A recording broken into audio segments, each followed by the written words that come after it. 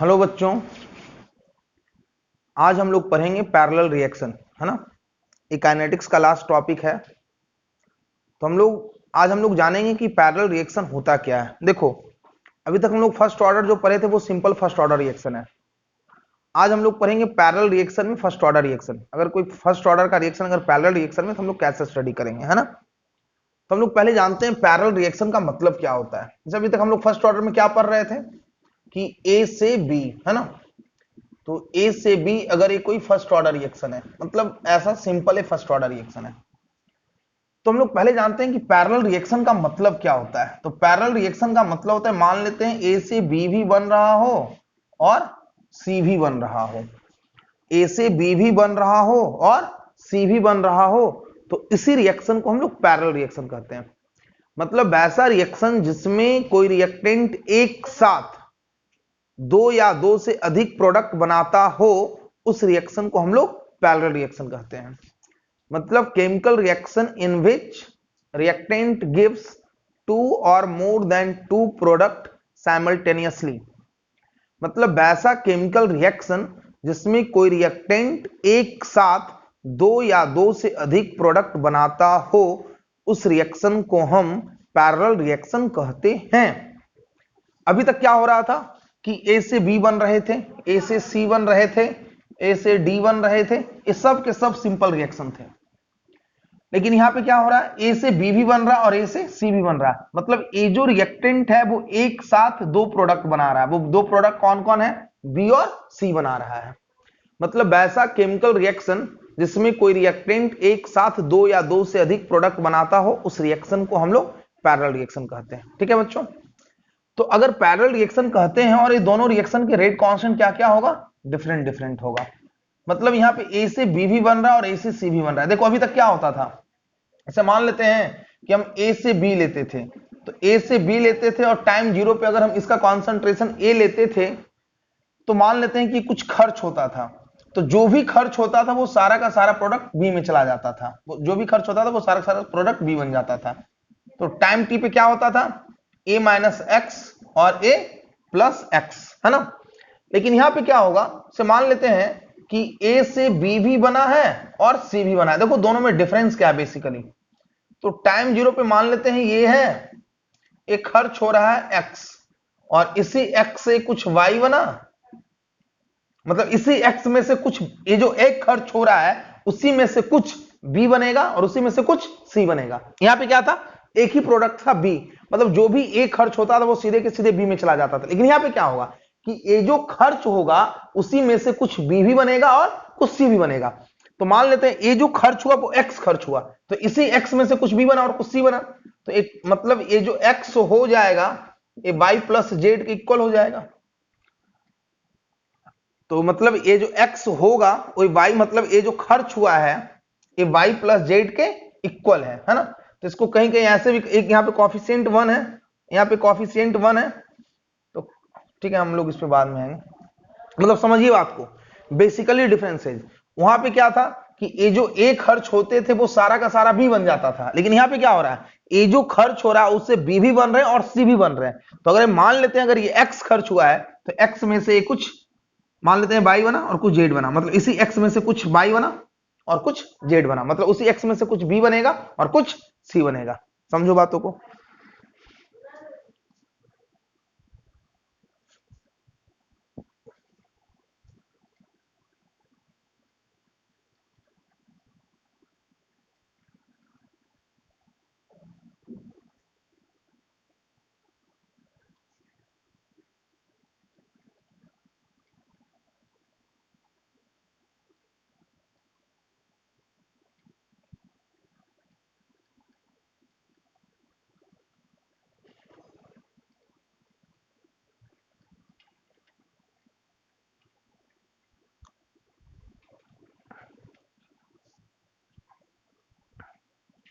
अब देखो जी यार, इसमें मुझे पढ़ना क्या क्या है ना।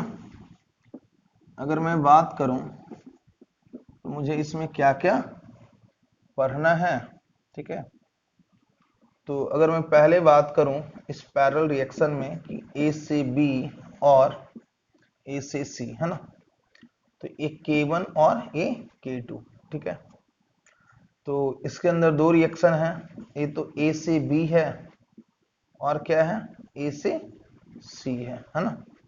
और जनरली पैरेलल रिएक्शन हम लोग पढ़ते हैं with respect to first order, है ना, और उसमें भी ये रिएक्शन एलिमेंट्री के रिस्पेक्ट में हम लोग पढ़ते हैं। तो अगर ये रिएक्शन एलिमेंट्री है, तो अगर ये रिएक्शन एलिमेंट्री है, तो अगर हम ए से बी की बात करें और ए से सी की बात करें, तो अगर ये रिएक्शन एलिमेंट्री है तो लॉ ऑफ मास एक्शन को फॉलो करेगा, हम लोग पढ़े हैं, है ना। चलो, तो पहला नंबर तो पैरेलल रिएक्शन की अगर हम बात करें, है ना,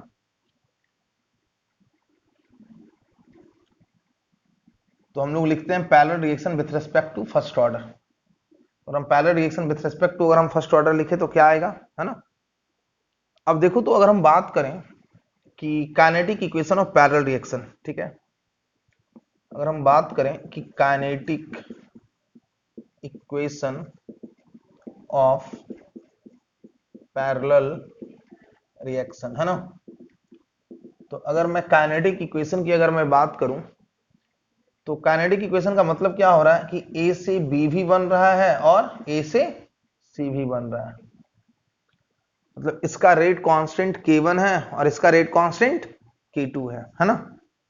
तो अगर मैं इस पैरेलल रिएक्शन का, अगर मैं काइनेटिक इक्वेशन का अगर मैं बात करूं, तो इस पैरेलल रिएक्शन का काइनेटिक इक्वेशन का मतलब क्या होता था, याद करो। तो मैंने बताया था कि जिसका भी काइनेटिक इक्वेशन लिखना है, पहले उसका हम लोग रेट ऑफ रिएक्शन लिखते हैं टाइम टी पे। रेट ऑफ रिएक्शन लिखने के बाद उसको dx बाई dt के टर्म में लिखते हैं, फिर उसको क्या करते हैं, इंटीग्रेट करते हैं। फिर क्या होता है, इंटीग्रेशन कांस्टेंट आता है और उस इंटीग्रेशन कांस्टेंट को क्या करते हैं, रिमूव करते हैं। कैसे रिमूव करते हैं, तो इनिशियल कंडीशन से रिमूव करते हैं, ठीक है। तो अगर यहाँ पे मुझे अगर काइनेटिक इक्वेशन चाहिए, तो अगर यहाँ पे मुझे अगर काइनेटिक इक्वेशन चाहिए, तो हम लोग पहले क्या करेंगे, रेट ऑफ रिएक्शन लिखेंगे टाइम टी पे, है ना। तो रेट ऑफ रिएक्शन अगर हम टाइम टी पे अगर हम लिखेंगे, तो rate of reaction time T पे क्या हो जाएगा, मान लेते हैं टाइम 0 पे ए है, एक खर्च होगा -x, ये बना y और इसी से कुछ z बना, है ना। तो ये टाइम टी पे कितना बच गया बच्चों, तो a माइनस एक्स, और ये कितना बच गया, तो ये तो चलो, इसमें हम लोग पहले काइनेटिक इक्वेशन से पहले हम लोग कुछ और पढ़ते हैं, है ना। इसमें हम लोग कुछ लिखते हैं, तो हम लोग इसका हेडिंग लिखते हैं, इसको हम लोग लिखते हैं कि कैलकुलेट के इफेक्टिव, है ना, हाफ लाइफ इफेक्टिव इसको बोलते हैं, हाफ लाइफ इफेक्टिव, और भी हम लोग पढ़ेंगे। तो अगर हम के इफेक्टिव इसे मान लेते हैं कि ए से बी बना और ए से सी बना, इसका रेट कांस्टेंट K1 और इसका रेट कांस्टेंट K2, ठीक है। तो ए से बी भी बन रहा है और ए से सी भी बन रहा है, ठीक है।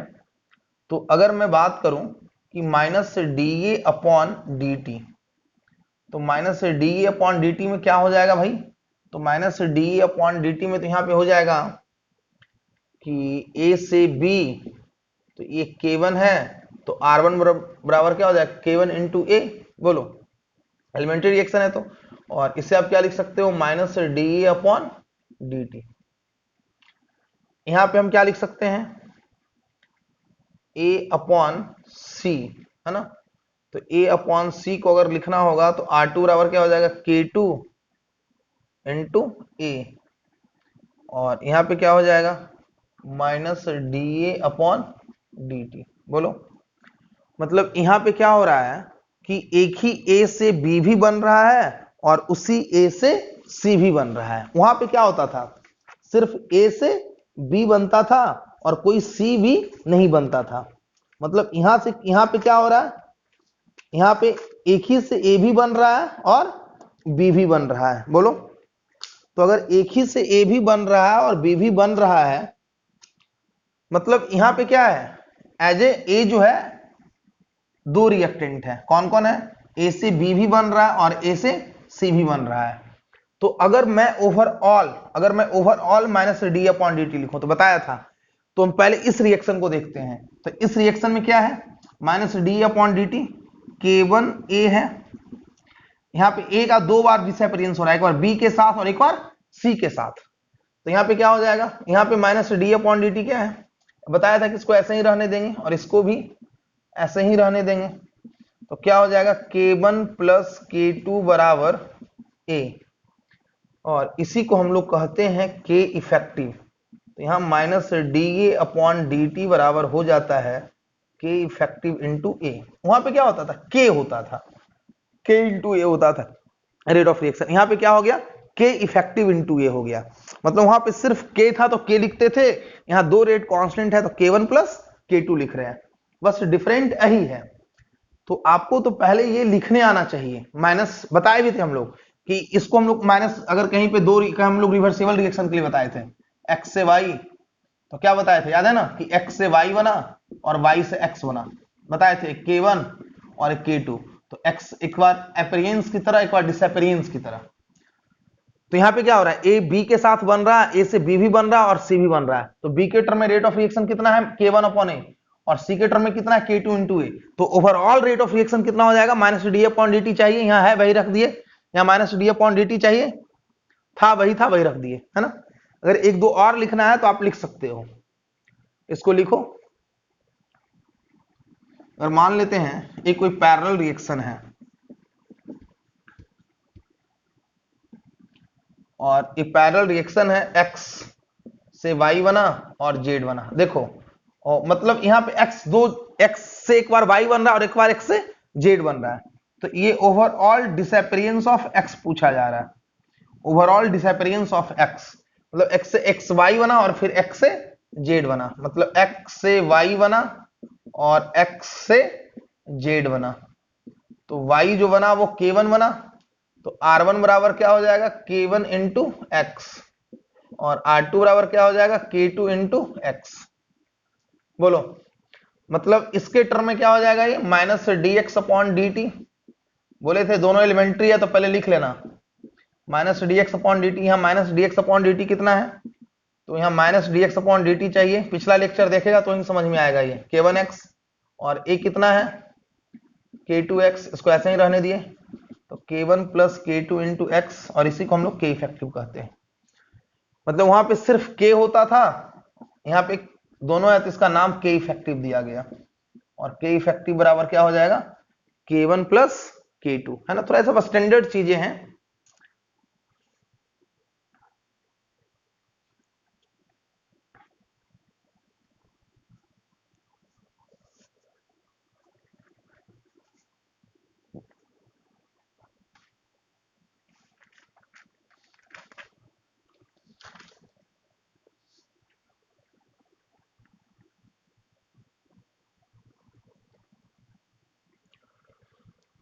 ठीक है बच्चों, अब अगर हम बात करें हाफ लाइफ इफेक्टिव का,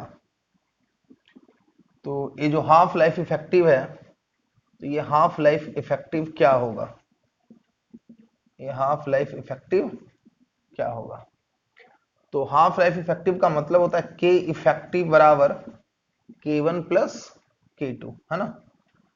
तो हम लोग क्या लिख सकते हैं, फर्स्ट ऑर्डर के रिस्पेक्ट में है तो हाफ लाइफ बराबर हम लोग क्या पढ़े थे, 0.693 अपॉन के। तो के इफेक्टिव बराबर क्या लिख सकते हैं, तो 0.693 अपॉन हाफ लाइफ इफेक्टिव लिख सकते हैं क्या। तो इस के इफेक्टिव बराबर लिख सकते हैं 0.693 अपॉन हाफ लाइफ इफेक्टिव।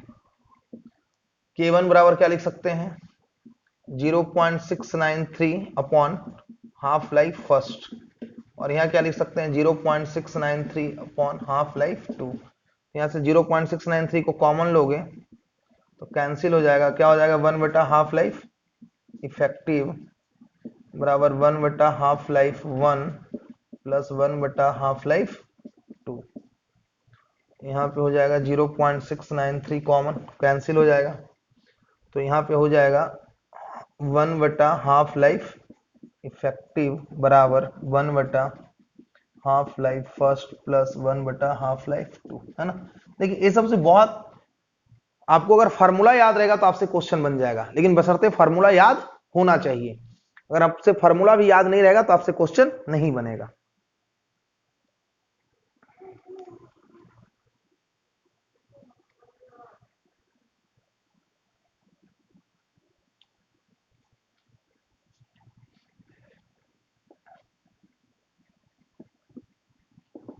उसी प्रकार होता है एक्टिवेशन एनर्जी इफेक्टिव, है ना, एक ये इफेक्टिव है, उसी प्रकार एक्टिवेशन एनर्जी इफेक्टिव होता है। कैसे निकाल, बस फार्मूला आपको याद होना चाहिए, लेकिन मेरी मजबूरी है कि हम डायरेक्ट फार्मूला नहीं लिख सकते, हम डिराइव कर दे रहे हैं, है ना। आप फार्मूला भी आप समझ जाओ, डेरिवेशन भी, और नहीं तो आप फार्मूला याद कर लेना, है ना। तो एक्टिवेशन एनर्जी का इफेक्टिव कैसे, तो के इफेक्टिव बराबर क्या पढ़े हो, K1 प्लस K2, इसको हम लिख सकते हैं A minus activation A into E के power minus activation energy effective upon R T, है ना, बराबर minus E A one R T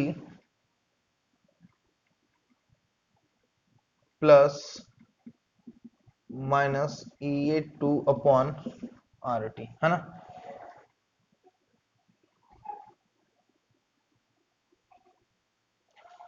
अब देखो बोला जाता है ना कि इसको हम लोग टेम्परेचर के रिस्पेक्ट में डिफरेंशिएट कर देते हैं, बस ये डेरिवेशन है ना। तो ये तो कांस्टेंट है, तो कांस्टेंट e के पावर x का डिफरेंशिएशन जानते हो, होता है e के power x into D x, मतलब ये जस के तस और उसके ऊपर वाले का डिफरेंशिएशन। तो अगर हम इसको डिफरेंशिएट करोगे, तो क्या हो जाएगा, ये तो कॉमन है, बाहर आ गया, तो e के power x minus E A upon E A effective into are T, और इस x का डिफरेंशिएशन, तो ई ए तो कॉमन है, बाहर आ जाएगा, माइनस आर भी बाहर आ जाएगा, तो माइनस वन बाई टी का differentiation one by T square होगा, तो ई A by are T square होगा। उसी प्रकार यहां भी ये बाहर आ जाएगा, यहां हो जाएगा minus E A one R T, और यहां हो जाएगा E A one R T square. ये डिफरेंशिएशन है, कुछ नहीं है, A minus E A two R T into E A two R T. देखो कैसे हम कर दिए, है ना, हमको डिफरेंशिएट इसको करना है, तो ए जो है वो जस के तस पावर आ गया, पावर क्या बचा, तो e के पावर x का डिफरेंशिएशन, ये तो कांस्टेंट है, बाहर कर दिए, तो e के पावर x का डिफरेंशिएशन क्या, e के power x into D x, तो e के पावर x, तो e के पावर x यही x है, इसको x मान लिए, तो e के पावर x को रखने दिए इंटू डी एक्स, तो इसको डिफरेंशिएट किए, तो इसको डिफरेंशिएट किए, तो कैसे डिफरेंशिएट करोगे, सब जगह ही किए हैं टेम्परेचर के रिस्पेक्ट में, तो minus E A by R तो कॉमन था, इसको बाहर कर दिए, तो वन बाई टी का डिफरेंशिएशन, तो वन बाई टी का डिफरेंशिएशन मतलब टी के पावर माइनस वन, तो टी के पावर माइनस वन क्या हो गया, माइनस ई बाई आर, तो टी के पावर माइनस वन हो गया, तो एक्स के पावर एन क्या होता है, एन एक्स के पावर एन माइनस वन, तो minus one T minus one, मतलब माइनस टी माइनस टू, तो माइनस टू मतलब क्या लिख सकते हैं, वन बाई टी स्क्वायर लिख सकते हैं, तो क्या हो गया minus E A upon R T two square, है ना। तो यहां से क्या हो जाएगा, आर टी स्क्वायर अगर कॉमन लोगे तो सारा का सारा कैंसिल हो जाएगा, एक कैंसिल हो जाएगा, एक कैंसिल हो जाएगा, कॉमन लोगे तो यहां से क्या बचेगा, तो यहां से बचेगा ये K effective into activation energy effective बराबर, ये क्या बचेगा, K one, R T square common ले लेंगे तो कट जाएगा, K one into E A one plus K two into E A two, है ना। तो यहां से एक्टिवेशन एनर्जी इफेक्टिव बराबर क्या हो जाएगा, K one into E A one plus K two into E A two upon के वन प्लस के टू।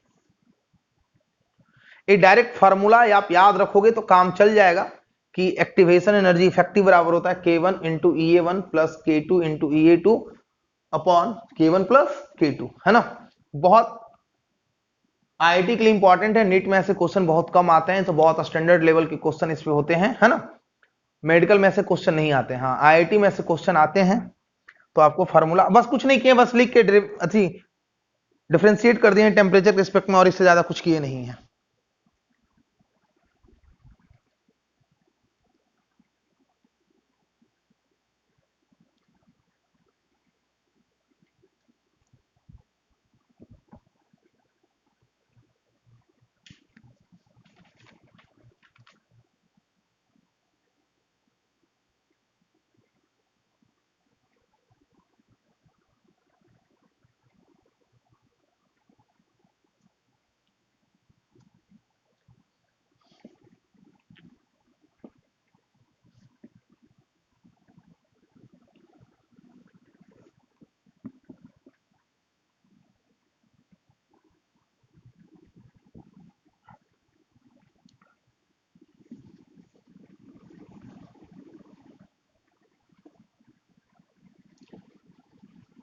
देखो यार, अगर हम बात करें काइनेटिक इक्वेशन का, ठीक है, तो अगर हम बात करें कि kinetic equation of parallel reaction, ठीक है, ये पैरेलल रिएक्शन हम क्या पढ़ रहे हैं with respect to first order, ठीक है, क्या पढ़ रहे हैं, parallel reaction with respect to first order, ठीक है। तो हम काइनेटिक इक्वेशन की अगर हम बात करें पैरेलल रिएक्शन का, तो हम काइनेटिक इक्वेशन का बात हम पैरेलल रिएक्शन, देखो तो हमने क्या बताया था कि आपको जिसका भी काइनेटिक इक्वेशन चाहिए पहले हम लोग उसका रेट ऑफ रिएक्शन लिखते हैं टाइम टी पे, ठीक है। जैसे हम लोग ए जो लिखते थे ए से बी, तो देखते थे कि सी टी बराबर हो रहा है सी नॉट ई के पावर माइनस के टी। सी टी किसका, ए का कॉन्सेंट्रेशन टाइम टी पे, ये काइनेटिक इक्वेशन था। तो हम लोग क्या करते थे काइनेटिक इक्वेशन लिखने के लिए, ऐसे आता था के बराबर 1/t ln C not upon C T. तो ए का कॉन्सेंट्रेशन टाइम टी पे कुछ ऐसा रहा था। तो अगर यहाँ पे अगर हम पैरेलल रिएक्शन की अगर हम बात करें तो अगर यहाँ पे अगर हमको काइनेटिक इक्वेशन चाहिए तो पहले क्या करना होगा, इसके रेट ऑफ रिएक्शन लिखने होंगे टाइम टी पे, अभी बताएं। तो minus D A by D T बराबर क्या हो जाएगा K1 plus K2 and concentration eight time T. वहां पे क्या हो जाता था K1 इंटू ए, यहाँ पे क्या है दोनों है तो K1 प्लस K2, तो minus D A upon D T बराबर K1 प्लस K2 ए माइनस एक्स, ठीक है, टाइम टी का कॉन्सेंट्रेशन। तो ये dx अपॉन डी टी बराबर K1 प्लस K2 इंटू ए माइनस एक्स, ठीक है। और इसको इधर करोगे तो dx, वहां पे क्या होता था dx बाई डी टी बराबर के ए के पावर ए माइनस एक्स, और यहाँ पे क्या है तो dx अपॉन ए माइनस एक्स बराबर K1 plus K2 into D T, है ना। इसको इंटीग्रेट करोगे तो इसका जो इंटीग्रेशन कांस्टेंट आएगा वो काइनेटिक इक्वेशन कुछ ऐसा आएगा, k बराबर 1/t, यहाँ पे आ जाएगा बस t बराबर 1/K1 plus K2 ln C not upon C T, है ना। देखो जो यहां तक पढ़ रहा है उसको ऑटोमेटिक हम बताए थे, इसके बाद क्या होता था उसको इंटीग्रेट करते थे, इंटीग्रेशन कांस्टेंट आता था। इंटीग्रेशन कांस्टेंट आने के बाद उस इंटीग्रेशन कांस्टेंट को रिमूव करते थे। कैसे रिमूव करते थे, इनिशियल कंडीशन से रिमूव करते थे क्या, और इनिशियल कंडीशन से रिमूव करने के बाद जो वैल्यू आता था इंटीग्रेशन कांस्टेंट का पुट करते थे। तो भाई यहां तक आ गया, अब इसको रिमूव करेंगे इंटीग्रेशन कांस्टेंट, इसको इंटीग्रेट करेंगे तो आ जाएगा ln a माइनस एक्स, है ना। तो ऐसा कुछ आएगा final concentration, concentration of A at time t A not E के power minus K1 plus K2 into T. Same चीज वही है मेरे भाई, सेम सब कुछ वही है। वहां पे क्या था सी नॉट इंटू ई के पावर माइनस के टी, क्यों, क्योंकि वहां पे सिर्फ k था, यहाँ पे क्या है K1 प्लस K2 दोनों है, तो K1 प्लस K2 दोनों है तो हम यहाँ दोनों लिख दिए हैं। तो यहाँ पे क्या हो जाएगा concentration of A at time T मतलब ए नॉट ई के power minus K1 plus K2 into T, है ना।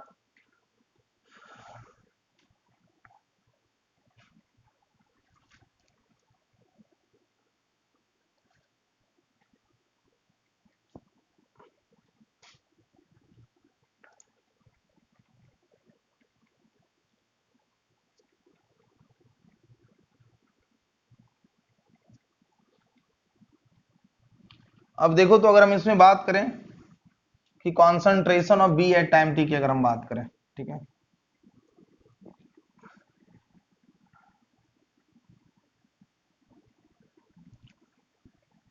अब देखो यहां तक तो हम लोग ऑलरेडी पढ़ चुके हैं, सारा कुछ वही है, काइनेटिक इक्वेशन लिखे, बस वहां पे k था, यहाँ K1 प्लस K2 है ना। अगर हम इसमें बात करें कि concentration of V at time t, है ना, देखो हम यहाँ पे बताने का मतलब क्या था, मतलब काइनेटिक इक्वेशन जो था A का कॉन्सेंट्रेशन बता रहा था टाइम t पे। तो अगर काइनेटिक इक्वेशन अगर A का कॉन्सेंट्रेशन अगर टाइम t पे अगर बता रहा था तो उसके लिए हम क्या कर रहे थे, तो A का कॉन्सेंट्रेशन टाइम t पे जानने के लिए हम क्या कर रहे थे बच्चों, तो A का कॉन्सेंट्रेशन हम टाइम t पे जानने के लिए हम रेट ऑफ रिएक्शन लिख रहे थे, मतलब minus D upon D T लिख रहे थे। मतलब A का कॉन्सेंट्रेशन टाइम t पे जानने के लिए हम minus D upon D T लिख रहे थे। तो अगर B का कॉन्सेंट्रेशन टाइम t पे चाहिए, मान लेते हैं A रिएक्शन है A से B और A से C, एक K1 है और एक K2 है, तो B का कॉन्सेंट्रेशन टाइम t पे जानने के लिए हम क्या करेंगे, तो डी बाई डी टी लिख सकते हैं क्या, B का कॉन्सेंट्रेशन टाइम t पे जानने के लिए हम क्या करेंगे, डी बाई डी टी लिख सकते हैं क्या, तो बिल्कुल लिख सकते हैं, डी बाई डी टी लिख सकते हैं। तो डी बाई डी टी हम क्या करेंगे, ए से बी और ए से सी, है ना, एक K1 है और ए K2 है। तो dV बाई dt का मतलब क्या हुआ? तो dV बाई dt पहले लिखो, मतलब A से B बन रहा है और A से C बन रहा है। तो B यहाँ तो सिर्फ एज ए, यहाँ पे A के रूप में दोनों था, A से B भी बन रहा था, A से C भी बन रहा था, लेकिन यहाँ तो B तो सिर्फ एक ही बार प्रोडक्ट में बन रहा है। और हम dV बाई dt अगर हम लिखना चाहें तो एक K1 है, तो रिएक्शन का rate R1 into K1 into ए, और ए जो हो जाएगा dV बाई dt की इक्वल हो जाएगा। बोलो, इसका रेट इसके रिस्पेक्ट में minus D upon D T और इसके रिस्पेक्ट में डीवी अपॉन डी टी।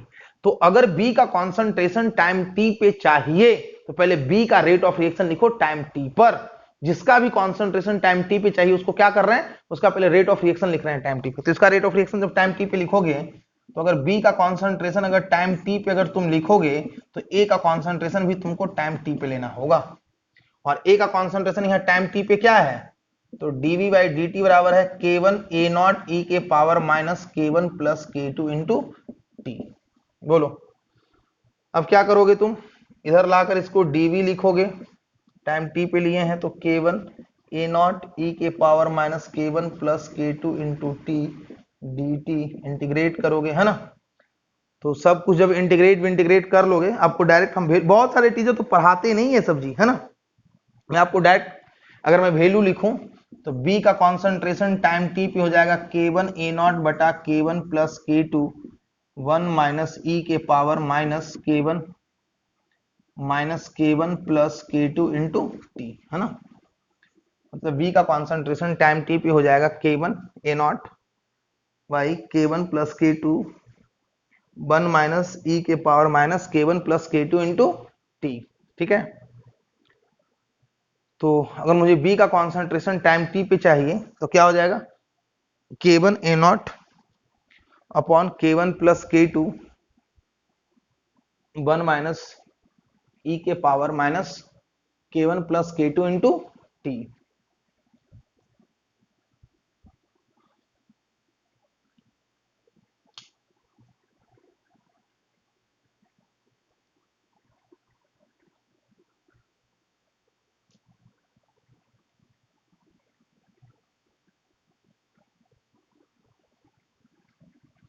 देखो अब उसी प्रकार हम बार बार करते नहीं रहेंगे, है ना, हम इसको डायरेक्ट बस ऐसे पढ़ा दे रहे हैं, इतना पढ़ने की जरूरत है नहीं, है ना।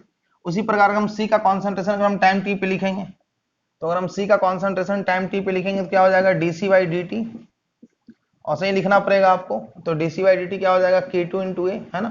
फिर ए का कॉन्सेंट्रेशन टाइम t पे इंटीग्रेट करना हो तो हम डायरेक्ट लिख दे रहे हैं। तो C का कॉन्सेंट्रेशन टाइम t पे हो जाएगा K2 A नॉट मतलब initial concentration K1 plus K2 1 minus e के power minus K1 plus K2 into T, है ना। तो जो हम लोग B का कॉन्सेंट्रेशन टाइम t पे जिस प्रकार लिखे उसी प्रकार हम लोग C का कॉन्सेंट्रेशन भी टाइम t पे लिख सकते हैं। और C का कॉन्सेंट्रेशन टाइम t पे क्या लिख देंगे, उसी प्रकार आपको लिखना होगा, फिर dC बाई dt उसको इंटीग्रेट करना होगा, इंटीग्रेशन कांस्टेंट आएगा, है ना। चलिए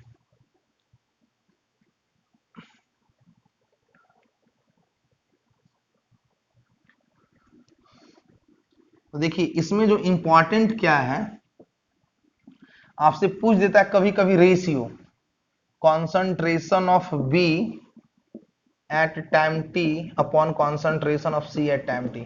तो B का कॉन्सेंट्रेशन टाइम t पे क्या पड़ा, K1 A नॉट 1 माइनस e के पावर 1 माइनस e के power minus K1 plus K2 into T upon K2 A नॉट 1 माइनस e के power minus K1 plus K2 into T, है ना।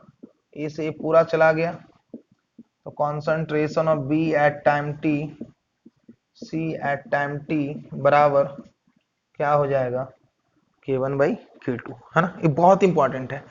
तो कॉन्सेंट्रेट यही आपको याद रखना, उसको वैसे हम ड्राइव कर दिए हैं ना कि लगे कि सर को आता है बस। तो concentration of B at time t and concentration of C at time t बराबर K1 plus K1 by K2, ठीक है। इसको लिख लो।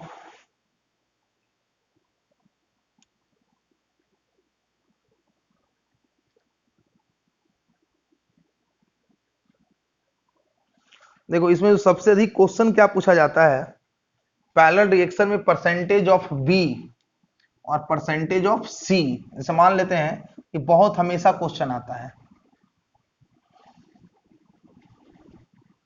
बोलेगा कि ए से बी बना और ए से सी बना, इसका रेट कांस्टेंट K1, इसका रेट कांस्टेंट K2 है ना। और आपसे पूछेगा कि बताओ भाई परसेंटेज ऑफ बी बताओ, पूछेगा भाई बताओ परसेंटेज ऑफ सी बताओ। ठीक है, तो परसेंटेज ऑफ बी का मतलब क्या हुआ सोचो। तो परसेंटेज ऑफ बी का मतलब क्या पूछ रहा है, मतलब ये टोटल प्रोडक्ट में पूछ रहा है percentage of be in product. तो टोटल प्रोडक्ट कौन कौन है, बी और सी, मतलब बी प्लस सी में बी, इसलिए एक में बी बटा बी प्लस सी, इसलिए 100 में बी बटा बी प्लस सी इंटू 100, यही पूछ रहा है ना। तो अगर हम बात करें परसेंटेज ऑफ बी का मतलब ये पूछ रहा है, परसेंटेज ऑफ सी का मतलब वही हो जाएगा। देखो हम लोग कैसे निकालते हैं, हम लोग क्या करें, concentration of B at time T, C at time T बराबर K1 बाई K2 हो जाएगा। हम इसको रिवर्स कर दें, तो अगर हम इसको रिवर्स कर देंगे तो क्या हो जाएगा, C upon concentration of B बराबर K2 बाई K1 है ना। तो हमको चाहिए क्या, तो हमको चाहिए B बाई बी प्लस सी। देखो क्या करते हैं, पहले हम दोनों साइड 1 को ऐड कर देते हैं, तो कॉन्सेंट्रेशन ऑफ C B बराबर 1 प्लस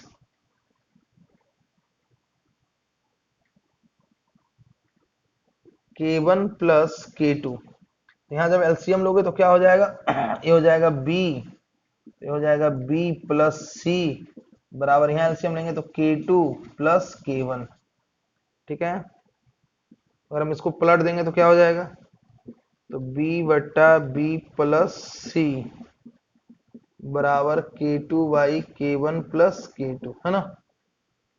हमसे परसेंटेज पूछ रहा है, परसेंटेज मतलब दोनों में 100 से मल्टीप्लाई कर दें, तो B बटा B प्लस सी इंटू 100 बराबर K2 by K1 plus K2 into 100, वही तो है परसेंटेज ऑफ B।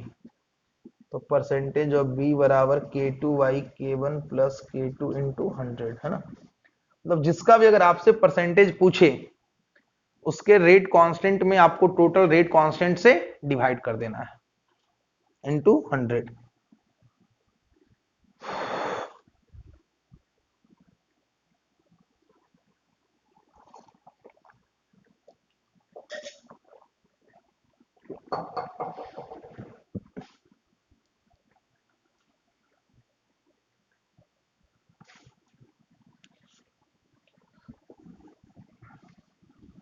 अगर उसी प्रकार अगर आपसे परसेंटेज ऑफ सी पूछता, तो परसेंटेज ऑफ सी भी क्या लिख सकते हो,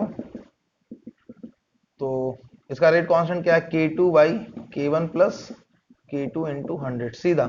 ये तो हम डिराइव किए हैं, फार्मूला तो डायरेक्ट ऐसे यूज करेंगे।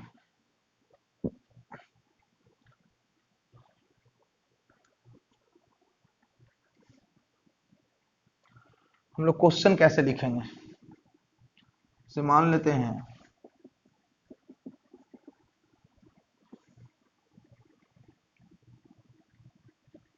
कहीं पे A से B बन रहा है और C बन रहा है, K का वैल्यू है 2 इंटू 10 के पावर -4 और K2 है 4 इंटू 10 के पावर -4, और आपसे परसेंटेज ऑफ B पूछा जा रहा है।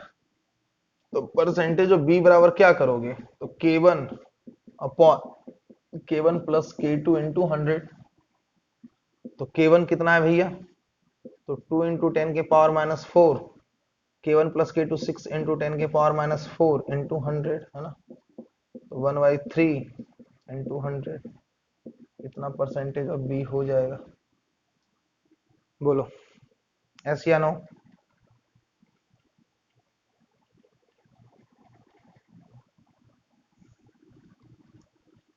लिख लिए क्या,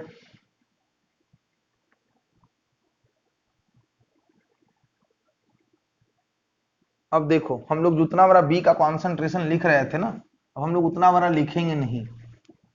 हम लोग जो लिखे कि ये मान लेते हैं पैरेलल रिएक्शन है A से B और C एक K1 और K2, तो जो हम लोग B का कॉन्सेंट्रेशन टाइम t पे लिख रहे हैं K1 A0 upon K1 plus K2 1 minus ई के power minus K1 plus K2 into T. अब देखो हम लोग इसको थोड़ा शॉर्ट बनाते हैं। देखो तो थोड़ा सिंपल फर्स्ट ऑर्डर रिएक्शन को याद करो। तो जो सिंपल फर्स्ट ऑर्डर रिएक्शन होता था A से B, तो उसके लिए अल्फा बराबर क्या होता था 1 माइनस ई के पावर माइनस के वन इंटू टी, है ना। और इसके बदले यहाँ पे क्या हो गया, ये के इफेक्टिव हो गया, तो के वन प्लस के टू। मतलब ये भी ये पैरेलल रिएक्शन का अल्फा है। डायरेक्ट ये भी क्वेश्चन पूछ सकता है कि पैरेलल रिएक्शन के अल्फा बराबर क्या हो जाएगा, तो 1 माइनस ई के पावर, वहां पे सिर्फ के1 था तो यहाँ पे के1 प्लस के टू हो जाएगा इंटू टी, है ना।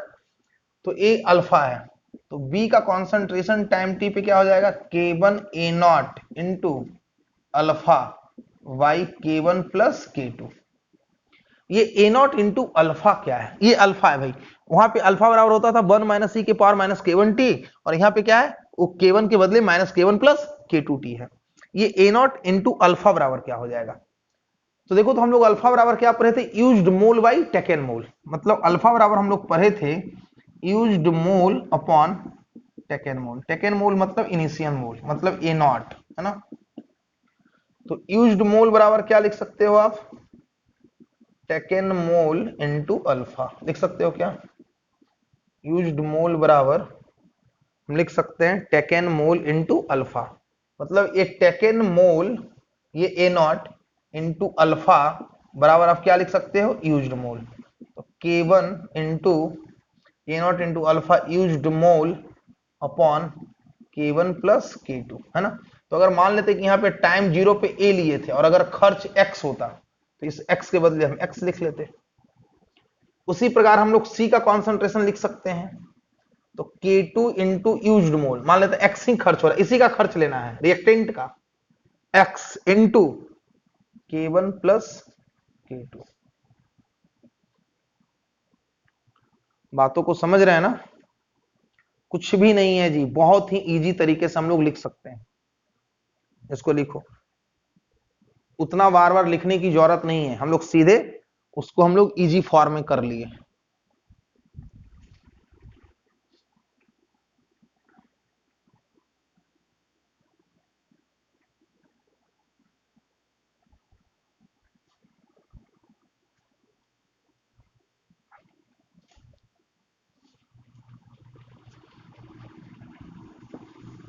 जैसे मान लेते हैं अगर हमको लिखना हो कहीं पे कि ए से बी है और ए से सी है ना। इसका रेट कांस्टेंट K1 और रेट कांस्टेंट K2। टाइम 0 पे मान लेते हैं खर्च x हो रहा है, तो टाइम t पे क्या हो जाएगा, a माइनस एक्स। तो बोलता है b का कॉन्सेंट्रेशन टाइम t पे। यहाँ पे क्या होता था, x खर्च हुआ है तो x ही बनता था, लेकिन यहाँ पे क्या है, इसी x से b भी बना होगा और c भी बना होगा, तो उसमें b कितना बना होगा, क्या बताएं, K1 into x into x by K1 plus K2। बोलो, जो खर्च हुआ।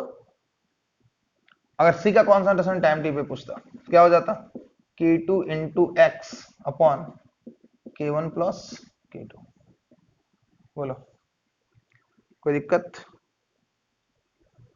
मुझे तो नहीं लगता है कोई दिक्कत है। अगर यहाँ पे मान लेते हैं कि अगर ऐसा रहता A से N1 B, है ना, N2 B कॉफिशियंट आ जाए K1 इंटू K2, तो वहां बस मल्टीप्लाई कर लेना है, ऐसे लिख लेना है B का कॉन्सेंट्रेशन N1 K1 X, यहाँ जो भी रहेगा, plus N2 K2 X Y K1 plus K2। ये नंबर ऑफ मोल है, तो x एक मोल के लिए x खर्च हो रहा है तो n के लिए कितना हो जाएगा, nx हो जाएगा, इसलिए हम n से मल्टीप्लाई कर दिए। यूज्ड मोल चेंज हो जाएगा, एक के लिए 1 मोल से n मोल खर्च हो रहा है, तो इसके लिए nx हो जाएगा, है ना। तो सीधे हम मल्टीप्लाई कर देंगे।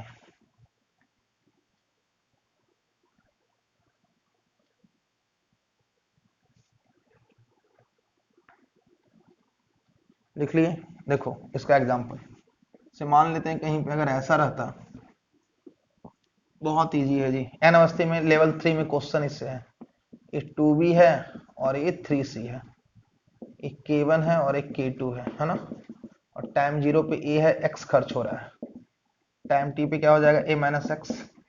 तो B का कॉन्सेंट्रेशन टाइम t पे N1 K1 x upon K1 plus K2। तो B का कॉन्सेंट्रेशन टाइम t पे N1 का वैल्यू कितना, 2 into K1 into x upon K1 plus K2। तो जो n था उसे मल्टीप्लाई कर दिए। C का कॉन्सेंट्रेशन टाइम t पे कितना हो जाएगा, N2। तो N2 कितना हो गया, 3 into K2 into x upon K1 plus K2। ठीक है बच्चों।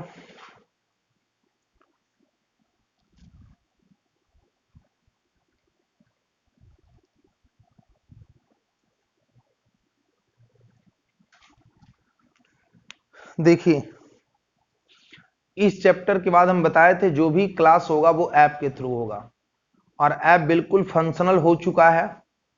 तो बोलेगा सर क्लास क्यों नहीं हो रहा था, तो एक्चुअली मेरी तबीयत इधर बहुत ज़्यादा खराब थी, इसलिए आप लोग का 3-4 दिन का गैप भी हो गया। हम तो सोचे थे कि एकदम रेगुलर जैसे चल रहा था वैसे चलता रहता, लेकिन इधर मेरा कुछ हेल्थ विगत कुछ दिनों से डिस्टर्ब्ड हो गया था, इसलिए मेरा क्लास रेगुलर नहीं हो पा रहा था। लेकिन अब फिर से क्लास रेगुलर रहेगा, है ना, अगर मेरी हेल्थ ठीक रही तो। लेकिन प्रयास किया जाएगा क्लास रेगुलर रहे। और इस चैप्टर के बाद हम जो भी स्टार्ट करेंगे और हम लोग ऐप के थ्रू करेंगे, ठीक है, बात समझ रहे ना। और सभी लोग हमारे जो भी बैच के स्टूडेंट हैं, सारा कुछ टर्म एंड कंडीशन बताया जा चुका है। जो भी कुछ और बच्चे छूटे हुए हैं, आप बैच का अपना आई कार्ड का मैं बताया था, जो आप लोग का टेलीग्राम पे ग्रुप है उसको सेंड करेंगे, जो हमारे अपने स्टूडेंट हैं। जो नहीं है हमारे स्टूडेंट उनको 1000 रुपया जमा करना ही है, क्योंकि भाई बिना पैसा दिए पढ़ोगे ना तो आपको भी पढ़ने में नहीं मजा आएगा और मुझे भी पढ़ाने में नहीं मजा आएगा। तो इसीलिए उतना चार्ज तो बहुत ही मिनिमम चार्ज है यार। इसमें भी बहुत सारे लोग सोच रहे हैं ना, तो बहुत ही इतना सस्ता इतना बेस्ट एजुकेशन यार पूरे इंडिया में कहीं नहीं मिलेगा। इतना बढ़िया और इतना बेस्ट एजुकेशन इतना सस्ता पूरे इंडिया में कहीं नहीं मिलेगा। तो 1000 रुपया बहुत बड़े अमाउंट नहीं है। तो अगर आप इंटरेस्टेड हैं तो आपको देना ही चाहिए, है ना। आपको 1000 रुपया खुद ब खुद देना चाहिए अगर आप हमसे पढ़ने में इंटरेस्टेड हैं तो। और जो बच्चे हमारे अपने इंस्टीट्यूट के हैं, जो हमारे पास पढ़ रहे हैं, फी दे चुके हैं, तो सभी लोग मैक्सिमम आप उस ऐप पे आइए, डाउनलोड कीजिए, है ना, बैच में ऐड होइए, हम उसको कंफर्म कर देंगे। जैसे आप अपना आई कार्ड का फोटो भेजेंगे, जितना जल्दी बैच फॉर्मेशन होगा उतना जल्दी ऐप पे क्लास स्टार्ट होगा। और ये चैप्टर लगभग खत्म है ना। एक सीरीज रिएक्शन बचा हुआ है, तो जनरली वो पूछा नहीं जाता है नीट में, आईआईटी में कभी कोई पूछा जाता है तो हम बता देंगे, तो चलता रहेगा यूट्यूब पे। लेकिन कल से आप लोग का ऐप पे क्लास चलेगा, है ना। थोड़ा बैच फॉर्म हो जाए इसी का वेट कर रहे थे। अब जो नहीं आएंगे तो मैं तो कुछ नहीं कर सकता हूं, लगभग बैच फॉर्म हो ही जाएगा कल तक में। चलिए बहुत बहुत धन्यवाद।